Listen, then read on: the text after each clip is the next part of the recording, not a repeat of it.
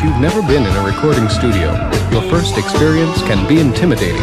As a matter of fact, musicians, engineers, and producers with years of experience still get overwhelmed by the constantly changing music technology. Indian Hill Media has created this series of videos demonstrating the hardware, software, and techniques that are essential to music recording and engineering.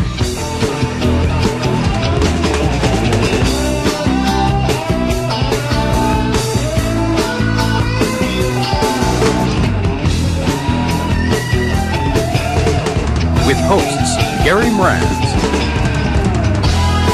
Holly Brown, and on drums, John Hernandez.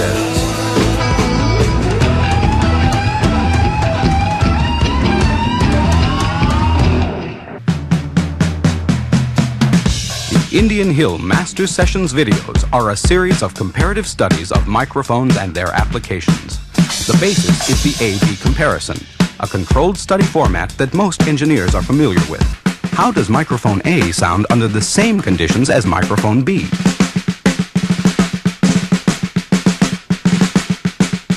In Volume 1, we've analyzed 30 years of the recording industry's leading publications in order to bring you the most comprehensive drum miking study ever presented.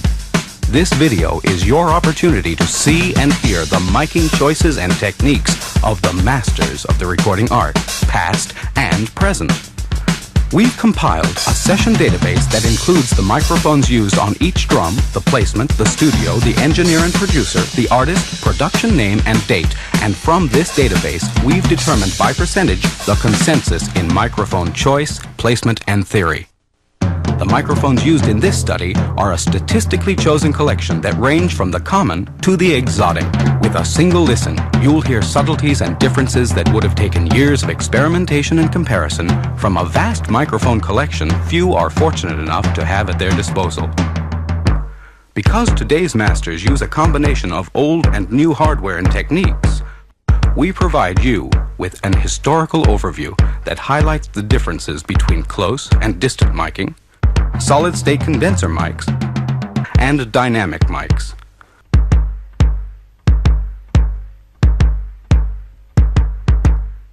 The popular view for placement of the bass drum mic was this: off-center axis and inside the bass drum, 2 to 6 inches off-center axis, and 2 to 6 inches from the beater head.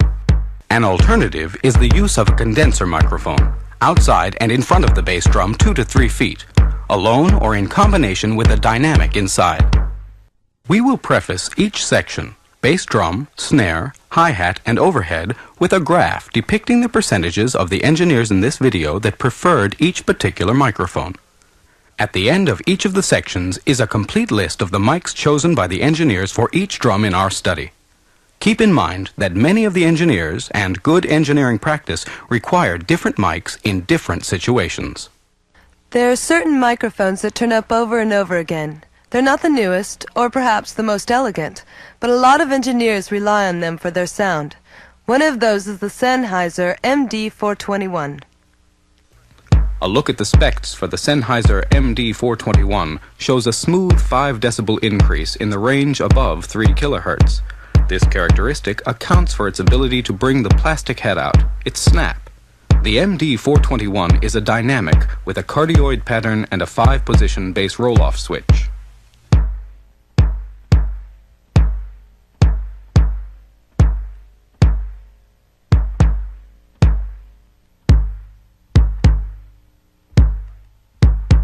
An approach suggested by engineer Reggie Dozier is to place 3 mics at the start of the session, compare, and then select one as you begin.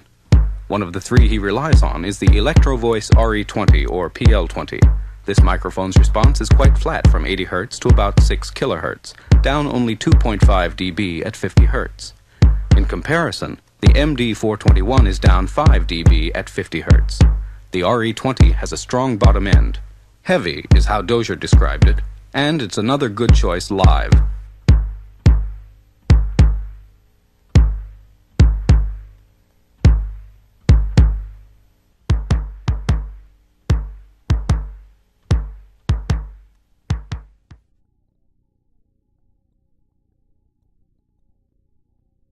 Here's a summary of how the pros mic a bass drum. Remember these tips. Place the microphone inside and off-center. The SM7, SM57,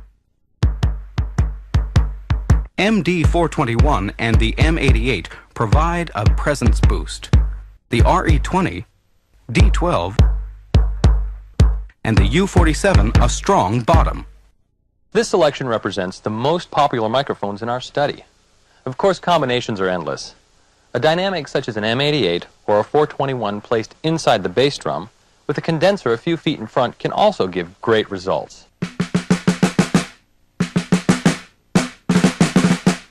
Snare miking is accomplished with one or two mics. One on top, looking toward where the stick hits the head. Two on top. Bob Clearmountain uses a combination, a condenser and a dynamic on top. One on top and one underneath. 25% of the engineers we studied placed one underneath, pointing upward at the bottom head.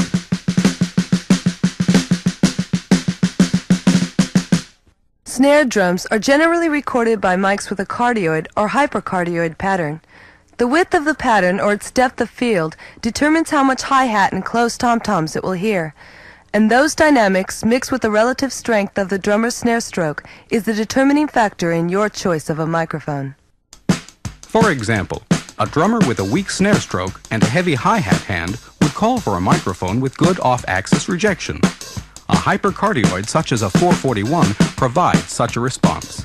In this scene, we demonstrate the difference between a hypercardioid, different condensers set to a cardioid,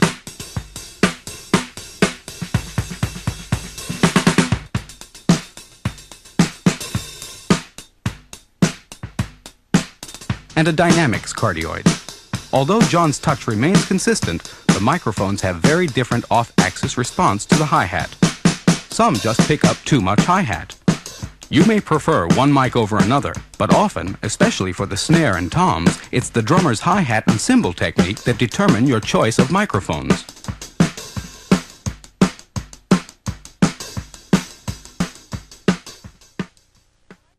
If high costs were the criteria in determining the value of a microphone, the following microphone would be near the bottom.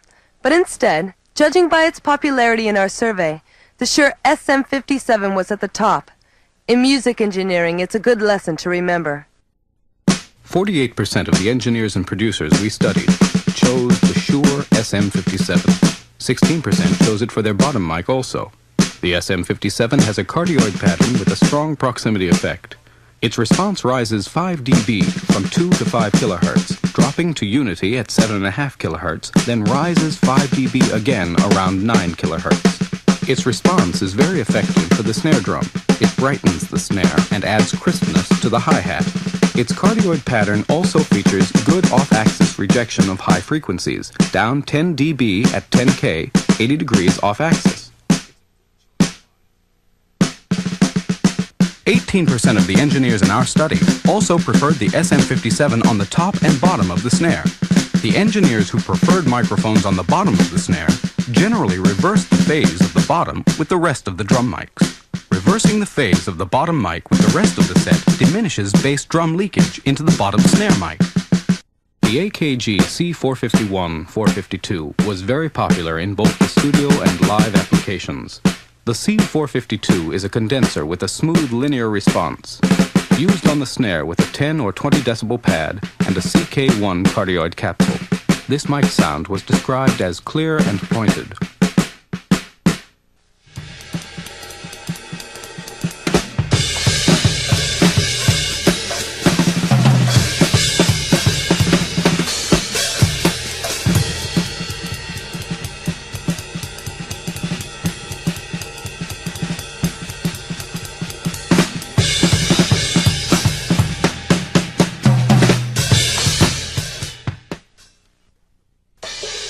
Umberto Gatica chose the old Tube Neumann M49s, and from our perspective in the control room, these were the most exciting mics of all. The M49 is a tube condenser with a selectable pattern.